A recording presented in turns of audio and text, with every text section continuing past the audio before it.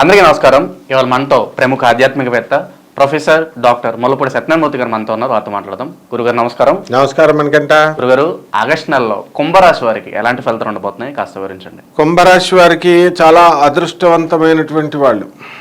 ఇప్పుడు శని ఫుల్గా పట్టేసుకుని ఒక తోలు తీసేస్తుంది వీళ్ళందరినీ కూడా.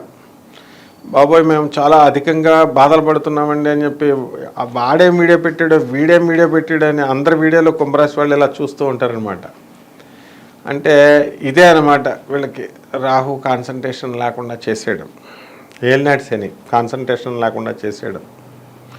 ఈ కుంభరాశి వారికి ఈ నెలలో చక్కగా మనకి వరలక్ష్మి వ్రతాలు వస్తున్నాయి. శ్రావణ మాసంలో చక్కగా గౌరీ వ్రతాలు వస్తున్నాయి. వీళ్ళంతా కూడా చేసుకోవచ్చు. సంకట విమోచన హనుమంతుడికి కూడా మనం చక్కగా చేసుకోవచ్చు. తర్వాత ఈ యొక్క కుంభరాశి వారి యొక్క గ్రహస్థితి ఏ విధంగా ఉందంటే జన్మంలో శని, మరి ధనస్థానంలో రాహువు, ఆ తర్వాత సప్తమంలో శుక్రకేతువులు, తర్వాత సింహరాశిలో రవి, అండ్ బుధుడేమో కర్కాటక రాశిలో, కుజుడేమో మిథున రాశిలో, గురుడేమో వృషభ రాశిలో సంచారం. పనులు లేవండి అనుకునేటటువంటి వాళ్ళకి ఇప్పుడు సడన్గా పనులు వచ్చేస్తాయి, బిక్కిరి చేసేస్తాయి ఈ ఆగస్టు నెలలో. మరి పనులు రెడీగా పెట్టుకోండి, మీరు అడ్వాన్సులు తెచ్చుకొని రెడీగా సిద్ధం చేసుకోండి పనులని. అలాగే వృత్తి వ్యాపార ఉద్యోగ విషయాల్లో వద్దంటే డబ్బు అనమాట. తర్వాత ఈ యొక్క ట్రాన్స్ఫర్స్ ఇవన్నీ కూడా మీరు కోరుకున్న చోట్లకి అవ్వకపోయినా ఏదో ఒక చోటకి ట్రాన్స్ఫర్స్ రావడం అనేటటువంటిది జరుగుతుంది. ఏమంటే ఇన్కమ్స్ మాకు ఈ కుంభరాశి ఏలినట్స్ అని పట్టుకున్న తర్వాత సరిగ్గా లేదండి, అందులో ఈ 2 months నుంచి చాలా అప్పులు అయిపోతున్నాయని అని బాధపడే వాళ్ళు కూడా ఉన్నారు. అటువంటి వాళ్ళు బాధపడితే అట్లా సంపాదన రావాలి కదా. ఇప్పుడు బ్యాడ్ టైం అనేటటువంటిది ఏలినట్స్ అనే సమయంలోనే వస్తుంది మనిషి జీవితానికి. అసలు నష్టపోవడానికి రెడీగా ఉండాలి మానవుడు. అప్పుడే మనకి నెక్స్ట్ సక్సెస్ అనేటటువంటిది మనం నేర్చుకుంటాం అనమాట. That is the very purpose of prime.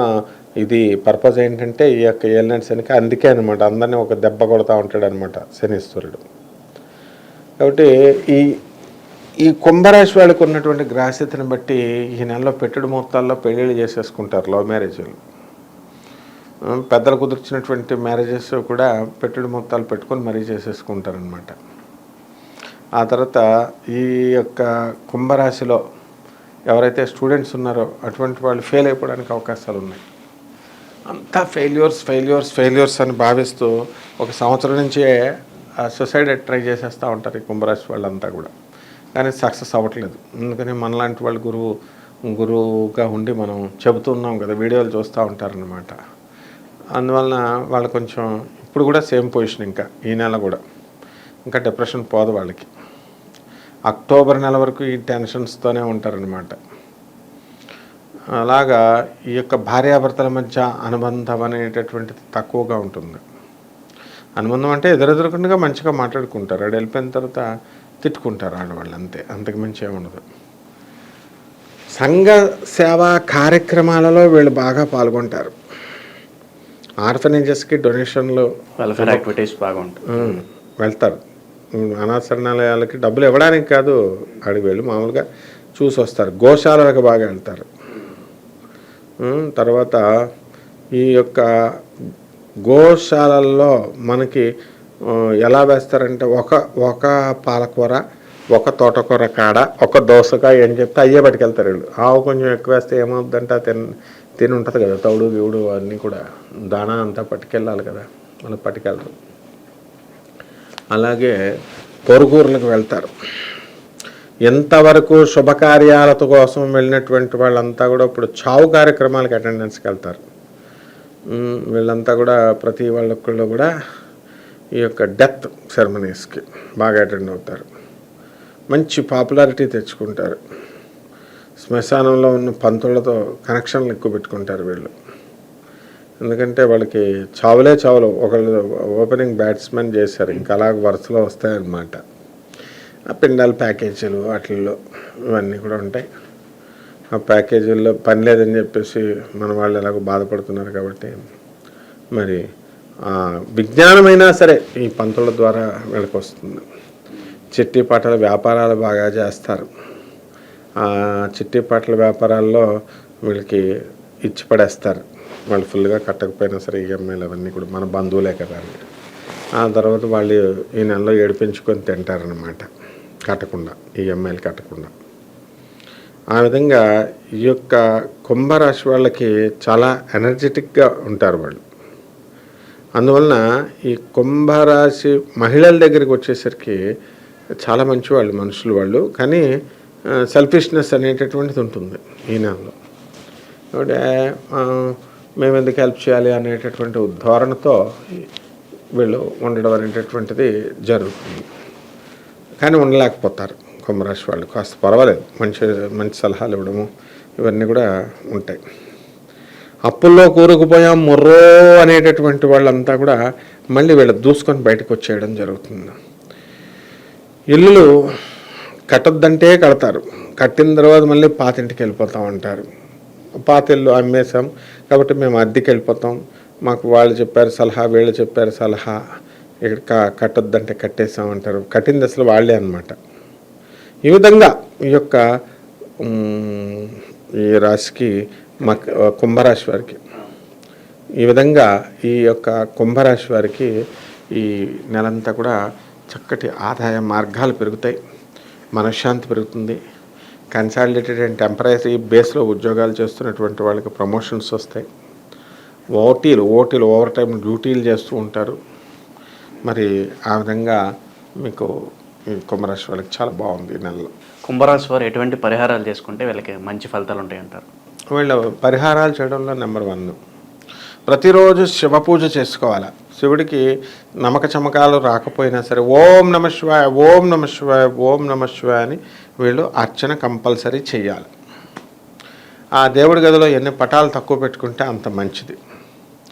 దాని మీద ఎందుకంటే అన్నీ తోముకోవాలి, రోజు తుడుచుకోవాలి కదా.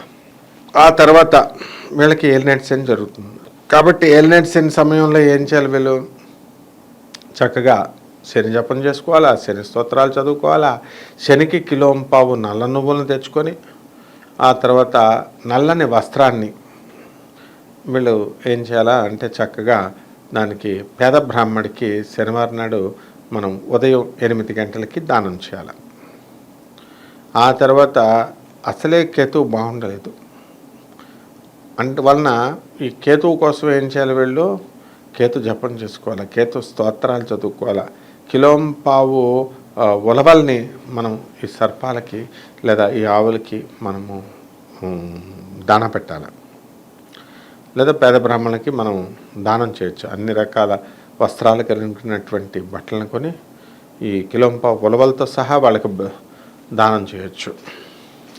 అలాగే దశమహావిద్యల్లో ఒకటైనటువంటి మహాకాళి అమ్మవారిని వీళ్ళు తీసుకోవాలి. అమ్మవారిని తీసుకొని వీళ్ళు హోమాలు ఇంట్లో జరిపించుకోవాలి. అంటే నిమ్మకాయలు ఒక 4 నిమ్మకాయలు తీసుకోవాలి.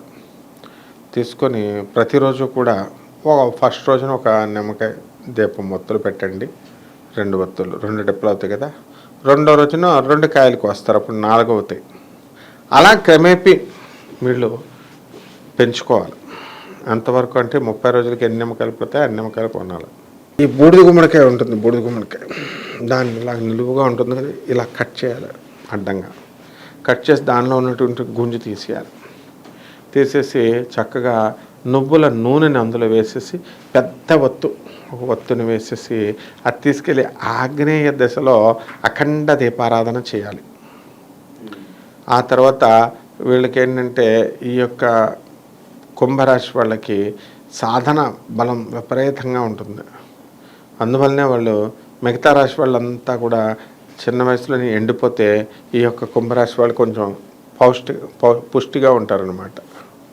వీళ్ళు దశ దిగిపోయింది, ముసలోళ్ళు అయితే దశ దిగిపోతుందని చెప్పేసి అందరూ కూడా వీళ్ళని పాపం హేళన చేస్తూ ఉంటారు. అయినా సరే వీళ్ళు చాలా మంచోళ్ళు, అలాంటివి ఏం పెట్టుకోకుండా వీళ్ళు ముందుకు దూసుకెళ్ళిపోయి సక్సెస్ తీసుకొస్తారు. అలాగే రావి చెట్టు చుట్టూ తిరగాల, ఒక 108 ప్రదక్షిణాలు డైలీ తిరగాలి. నీళ్లు కనీసం 3 బిందులైనా నీళ్లు పొయ్యాలి.